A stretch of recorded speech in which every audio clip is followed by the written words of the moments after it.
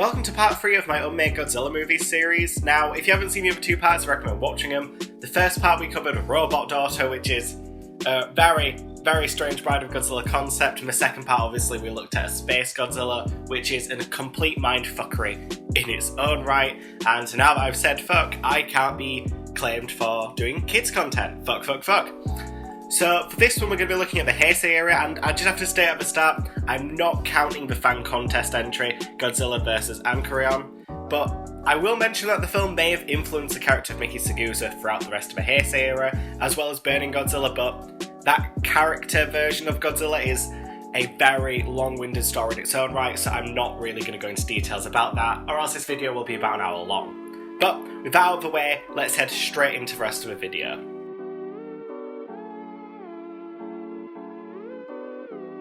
The Unmade animated Godzilla film is a very interesting idea which literally has no real information online, no plot details have ever been revealed, with the only real information about the film being the fact that a live-action Godzilla movie would have cost $25 to $30 million, like Godzilla 1983, but by making it animated, it cut down the budget a lot. The film was meant to be produced by Henry Saperstein, who did Frankenstein vs. Baragon, War of the Gargantuans, etc., but it just never got made for some reason, which I think is a shame. I did partially enjoy the anime trilogy we got with Netflix, but there was a lot of problems with pacing throughout that trilogy. It could have very easily been one 2-hour long movie instead of a 4.5 hour trilogy, but that's a completely different video in its own right.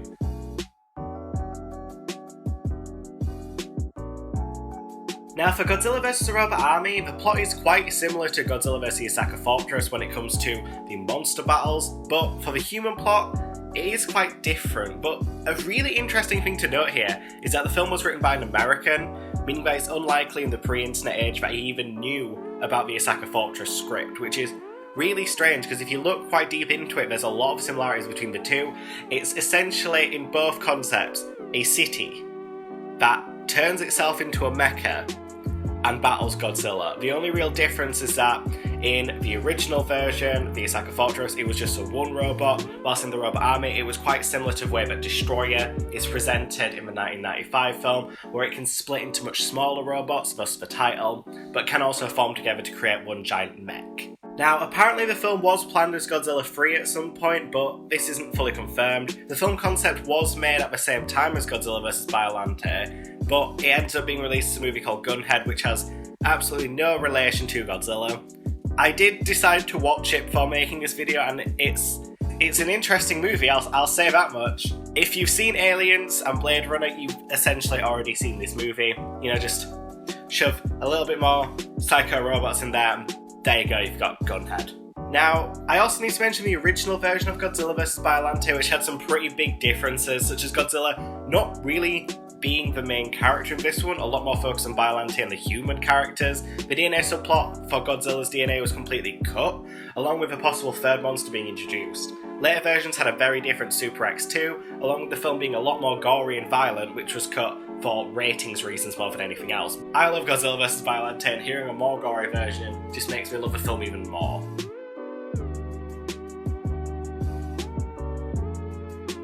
Going into 1990, Mothra vs. Bagan is a lost treasure to Godzilla fans, as it almost led to a brand new Godzilla universe, similar to the one in the Showa era. The film was planned to take place after Godzilla vs. Biollante, but focused solely on Mothra, with Godzilla not even appearing in the movie. Mothra in this film as well was going to battle Bagan, who, if you remember, was the guy who Godzilla was meant to battle in the original version of The Return of Godzilla. Miki was also apparently meant to appear at some point in the movie, with the overall plot essentially being reused and reworked in Rebirth of Mothra, with some differences such as introducing the evil Shobijin and Descadora replacing Bagan. The film's planned sequel would have seen Godzilla going up against Bagan as well, which is what I'm going to mention in another entry's time. But before then, I need to mention Godzilla vs. Mysterians, which is a very strange one. Very little is known about the film, except it might have been for Godzilla 3, and may have also featured Rodan and Anguirus. Now, it was originally written by an American, but not much else is known about the film, with a lot of people saying it probably never existed anyway. Personally, I do partially agree with this. It most likely was just someone's passion project, which Toho saw and declined, but I want to be quite thorough throughout this, so I decided to include it. .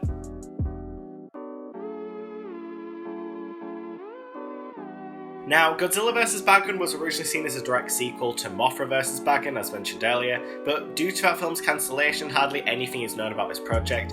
The only thing that's known is the film's title, and that it was scrapped permanently for Godzilla vs. King Kong, as well as the simple fact that the entire reason why both Mothra and Bagan and Godzilla vs. Bagan was never made is because Godzilla vs. Biollante didn't exactly do very well at the box office. Apparently it only made, to American standards, $7 million on a $5 million budget, which really isn't good, and in all honesty, I'm quite surprised we ended up getting the rest of the really successful Heisei Era after that. Movies are very complicated to make, but seeing what could have been, especially when it comes to Bagan and this connected universe, it's a massive shame. Now, as mentioned, due to the failure of my personal favourite Godzilla movie, Toho decided to remake their most popular Godzilla film with Godzilla vs. King Kong. The idea was very quick, as Kong's quote-unquote right holders, Turner Entertainment, didn't allow him to use the character without paying massive royalties. Apparently parts of the plot were used for Godzilla vs. King Ghidorah, most of the idea of turning the enemy kaiju into a cyborg, with that film being made instead of this one. Coincidentally though, at the time, Turner Entertainment were in their own legal battle with Universal over the character's legal owners, an issue Kong has had since basically the original film was made, with Universal actually owning the character and Turner only owning the first two movies, meaning that technically Toho could have made this Godzilla movie, and the only thing they would have had an issue with is talking to Universal. Turner had absolutely no reason to get involved, but they decided to try and get some more money.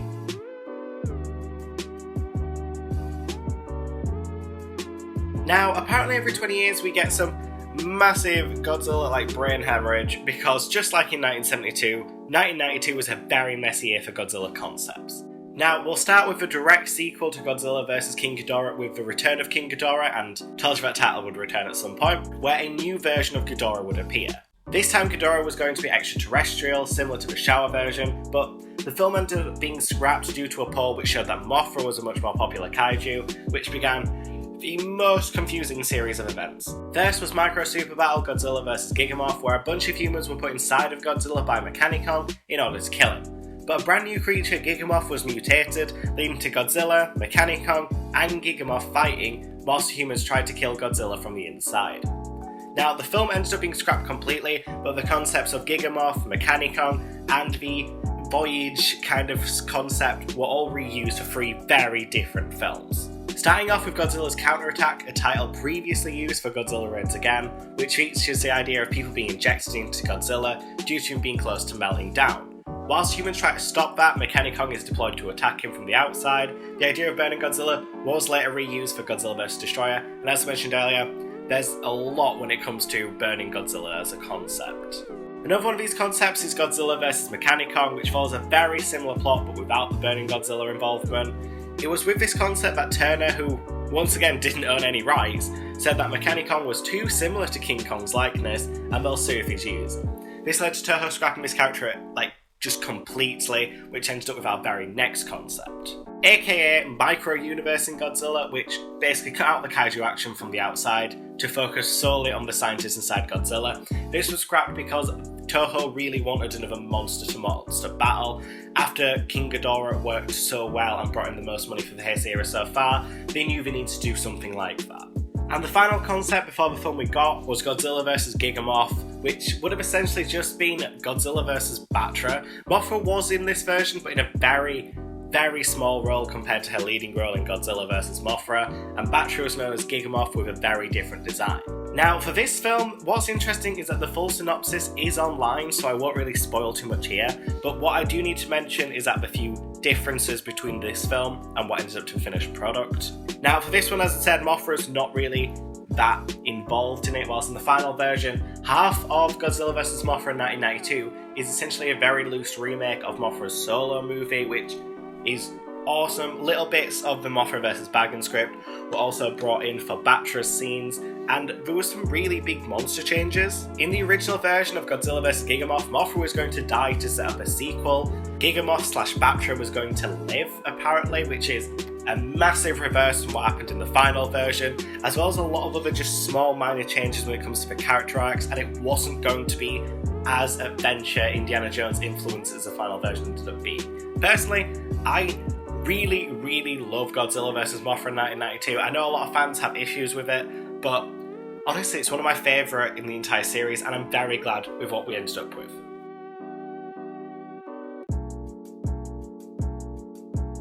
Now, starting the running trend of the Heisei Era having so many concepts, 1993 was also very messy. The first concept was Godzilla vs. Mecha Mothra, a concept made very early on when Mothra was still going to die in Godzilla vs. Gigamoth, but since she lived, that kind of scrapped this entire movie immediately, as since she survived, they had no reason to bring her back as a cyborg.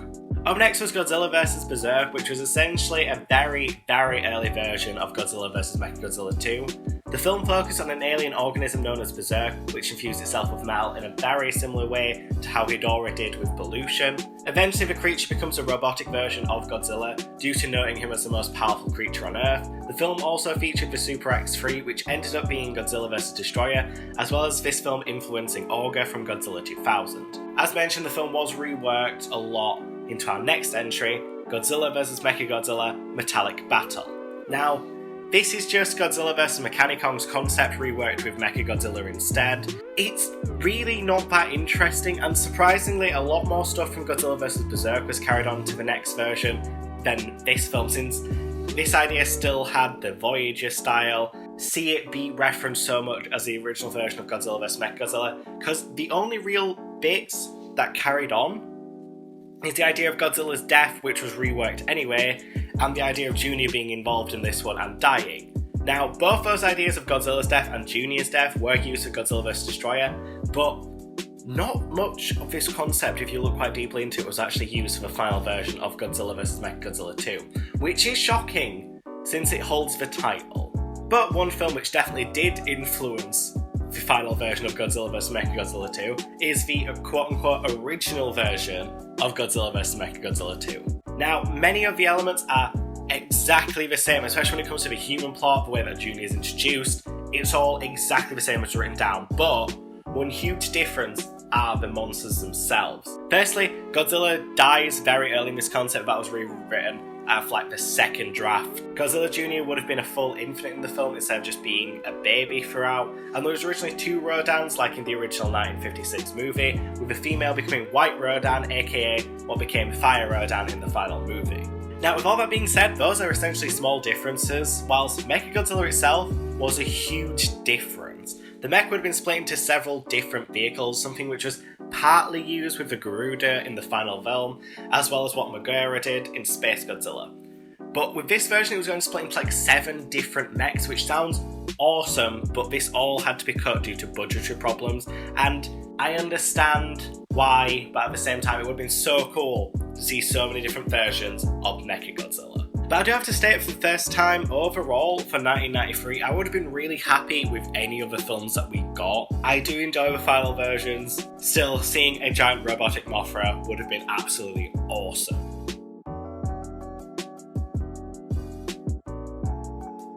Now, 1994 was a much simpler year with Godzilla vs. Emperor Ghidorah, which was planned for the franchise's 40th anniversary as a much more powerful version of King Ghidorah.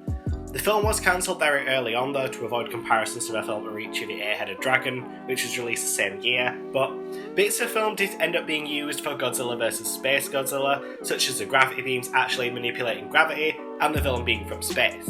Now, there are a lot of similarities between this version of the character and what's known as Heiser Ghidorah, with Heiser actually meaning Emperor in German, and the character using actual gravity beams in Godzilla Final Wars. Personally, I think it probably was a reused concept, but still, not seeing this movie is kind of a shame, since the 40th anniversary movie we got was good, but not anywhere near as great as the other anniversary films in the franchise.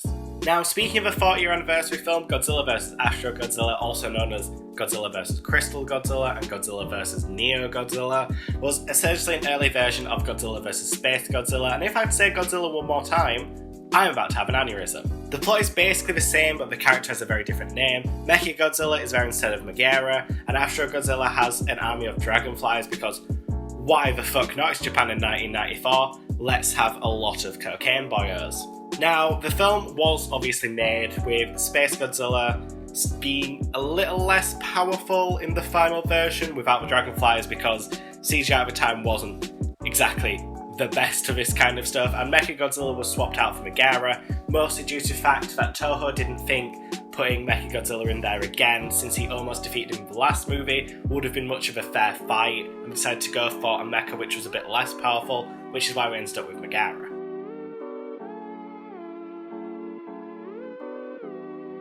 Now we reach a reason why this video is probably going to be about half an hour long. In order to welcome in the new American Godzilla, Toho decided to end the Heisei Era in the best possible way, which ended up leading to a total of 9 concepts being brought up at one stage or another.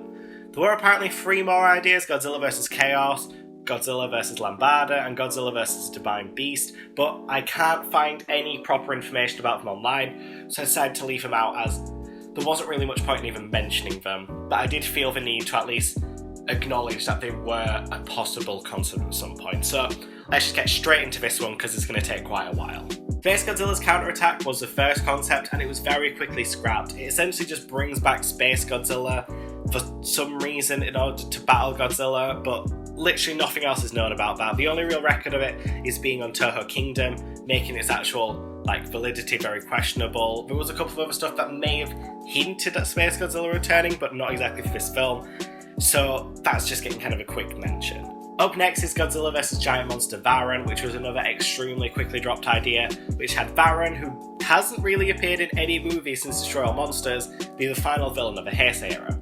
Now, the film's plot is hard to find, but apparently the film was going to be set at the end of 1999, with Varan essentially being an incarnation of the 4 Horsemen of the Apocalypse, with Godzilla and Godzilla Jr. having to stop him from causing the apocalypse. It's really not known if Godzilla was going to die in this version, but it's very hard to track online because there's so little about this movie. It's quite a shame, since I really dislike the original Varan movie, but I like the character. I really wish he got given a proper second chance at some point, but at this point, it's really unlikely. Now to talk about the most famous cancelled Heisei film, Godzilla vs Ghost Godzilla, or simply Godzilla vs Godzilla. This sounded amazing. The film basically focused on the spirit of the original Godzilla, which was killed by the Oxygen Destroyer, possibly possessing Godzilla Jr., leading to a battle between the family. The film would have also brought back Anguirus with an amazing new design. Baragon was apparently in one version of the idea too, with a new Anguirus creature also appearing.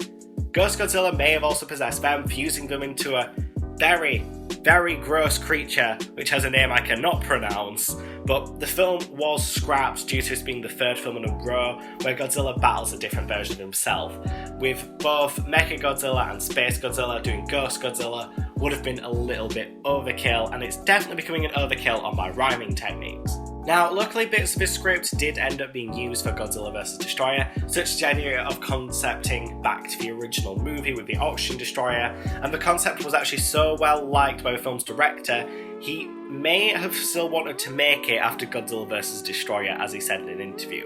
Personally, this is the biggest heartbreak for me because I love the Heisei Era, I love the way that throughout it occasionally references the original film, and I love Godzilla vs Destroyer. But this concept of bringing back Anguirus, who is one of my favourite monsters who gets so underappreciated, it just sounds so perfect and just an amazing way to end the franchise, to pass it on to the Americans. Obviously it's a shame the American film ended up getting, but at the time we didn't know this, and this sounded like an amazing send-off to the Japanese era. Godzilla vs Bagan almost happened a second time, with the film's director confirming this, but it doesn't sound like it went very far into the concept phase. A Bagan suit was constructed though, but it's not 100% known which project it was made for. Still, at least it proves at some point Bagan was a concept Toho really wanted to do, as a suit is still being shown in Toho's library, and you can find pictures of it online. It's a really cool design, and you can see a lot of influence in this actually going for Destroyer, such as with the horn beam. So technically, he was made, just not in the way that a lot of fans wanted. Now we get 4 very odd concepts by monster designer Kamihiku, with the first being Godzilla vs Godzilla Jr. It would have essentially just seen Godzilla Jr. grow up, realise his dad's kind of evil compared to his much more kind persona, and they have to battle not much else known about the concept except the concept art written. Another one's Godzilla vs. Deep Sea Life, which was also very quickly scrapped. The only thing of note is that the film would have used the Oxygen Destroyer, such as the final version of Godzilla vs. Destroyer did. Godzilla vs. Bionic Monster was yet another very quickly cancelled idea.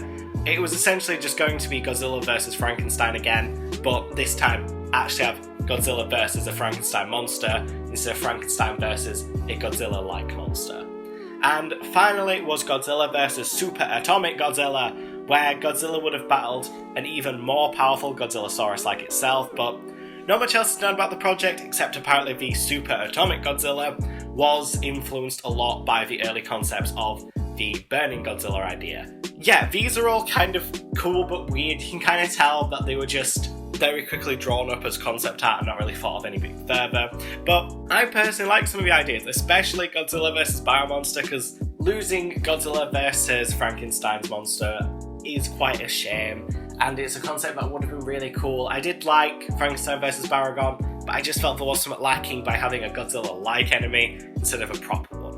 Finally, we reach the final cancelled idea, which would have essentially been Godzilla vs. John Carpenter's The Thing, where a brand new monster, Barbaroi, would have assimilated Anguirus, so once again we've got one of my favourites in there, and become a mutant creature that can change its shape. Not much else is known about the film except it's got some very aggressive horror roots in it, and according to some places the film would end with a brand new Oxygen Destroyer-like weapon being used to kill both Godzilla and Barbaroi. Now, the film was cancelled because the creature's transformation abilities would have cost way too much money to try and deploy, but they were sort of reused for the way that Destroyer splits itself into smaller versions, and of course the Oxygen Destroyer being a huge focus for Destroyer's origins. Now, I'm really happy with the film we got in the end with Godzilla vs. Destroyer, and it is one of my favourite Godzilla movies ever. I love it to pieces, and it deserves to go down as one of the best Godzilla films because it ties up so many parts of the Godzilla universe together, even acknowledging and taking bits and pieces from the cut out shower films. It's done so well and I love the way they did it, and honestly I couldn't have wished for a better ending.